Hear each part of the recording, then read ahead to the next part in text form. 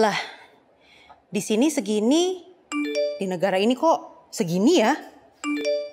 Nah, ini di negara ini beda lagi. Dokter pernah nggak bingung juga kayak saya? Ini mungkin sekarang jadinya bingung ya, karena saya belum jelasin masalahnya. Gini loh dok, sekarang ini kan negara-negara di seluruh dunia lagi fokus-fokus ya menggalakkan program vaksinasi COVID-19 buat mengendalikan pandemi. Terus beberapa negara juga udah melaporkan angka vaksinasi yang cukup tinggi. Tapi kenapa ya data-data yang ada tuh malah nunjukin adanya perbedaan antara angka kematian dan angka kejadian yang cukup signifikan? Padahal tingkat vaksinasinya tuh mirip-mirip gitu loh. Jadi penasaran kan apa penyebab perbedaan ini? Well, daripada tambah bingung, udah deh mendingan yuk simak penjelasannya di video Alomedica kali ini. Karena ada jurnal yang mengulas tentang masalah ini dan akan kita ulas bersama.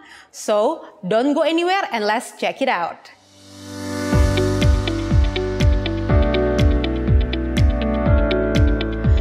Dokter, saya Dr. Gia dari Alomedica. Selamat datang di Alomedica Journal Club dalam episode Kenapa Negara dengan tingkat vaksin COVID-19 mirip memiliki angka kematian berbeda. Belakangan ini hasil studi yang membandingkan outcome atau luaran pasca vaksin COVID-19 di Qatar dan Bahrain sempat menjadi pembincangan hangat nih. Soalnya meski kedua negara tetangga ini punya tingkat vaksinasi COVID-19-nya mirip, terus demografi populasinya mirip juga, tapi luaran angka kematian dan angka kejadian COVID-19-nya justru sangat berbeda. Qatar dan Bahrain sama-sama sudah memvaksinasi lebih dari 50% populasi mereka. Cuman ketika Qatar menunjukkan penurunan tren angka kematian dan angka kejadian COVID-19, Bahrain malahan nggak menunjukkan hasil yang sama. Bahkan nih dok, angka kejadian COVID-19 di Bahrain kelihatannya masih terus meningkat. By the way, kalau dokter mau baca-baca lebih lengkapnya, dokter juga bisa lihat di aplikasi Alomedica loh. Gak cuma ada artikel dan telaah jurnal terkait topik kali ini aja. Di Alomedica juga ada ribuan informasi kedokteran yang bisa diakses dengan mudah melalui artikel, webinar, hingga workshop. Lewat Alomedica, dokter juga bisa mendapatkan sertifikat ber-SKPID yang bisa di-download kapan aja setelah mengikuti program yang ada di menu SKP online Alomedica. Selain itu, ada juga forum untuk dokter bisa sharing-sharing berbagai kasus menarik dengan sejawat dokter dan spesialis se-Indonesia.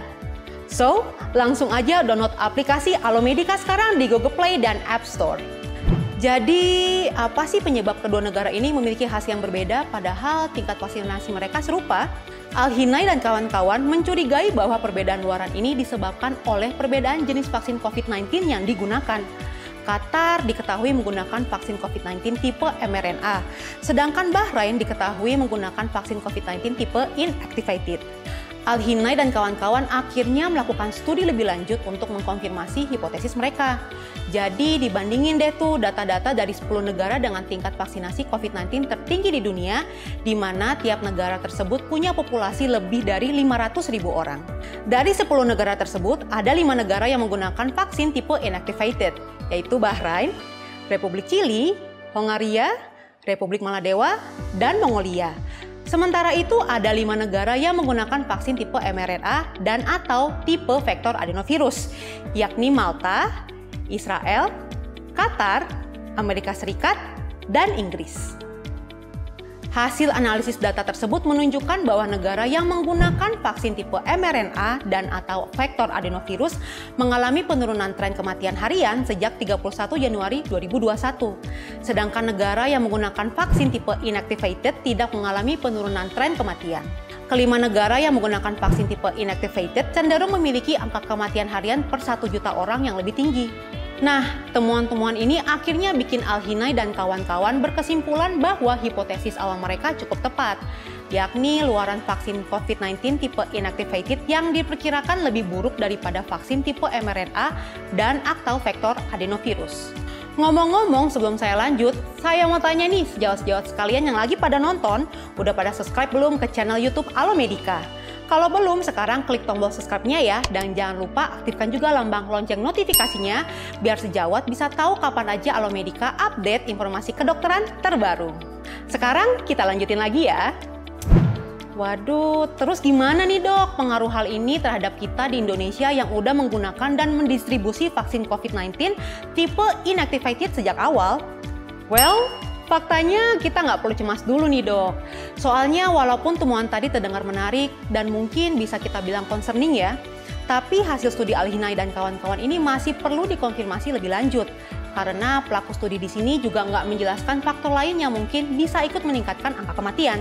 Kayak contohnya pelonggaran physical distancing yang mungkin dilakukan terlalu awal. Toh tujuan utamanya kan membentuk herd immunity sedini mungkin. Hasil penelitian ini mungkin bisa dijadikan pertimbangan untuk vaksinasi dosis ketiga di Indonesia menggunakan vaksin tipe mRNA. Tapi, dokter perlu mengingat bahwa peningkatan insidensi dan mortalitas COVID-19 nggak selalu disebabkan oleh kurangnya efektivitas vaksin saja. Dalam perjalanan penyakit infeksi, faktor manusia sebagai penjamu, faktor virus SARS-CoV-2 dan mutasinya, serta faktor lingkungan juga perlu ikut dipertimbangkan. Oke deh, kira-kira segitu dulu informasi dari Alomedica kali ini ya dok. Untuk mendapatkan lebih banyak info medis yang praktis dan up to date, jangan lupa download aplikasi Alomedica di App Store dan Google Play. Selain itu, jangan lupa untuk like, share, komen, dan subscribe ya dok. Jadi dokter Anda dalam genggaman? Salam Alomedica.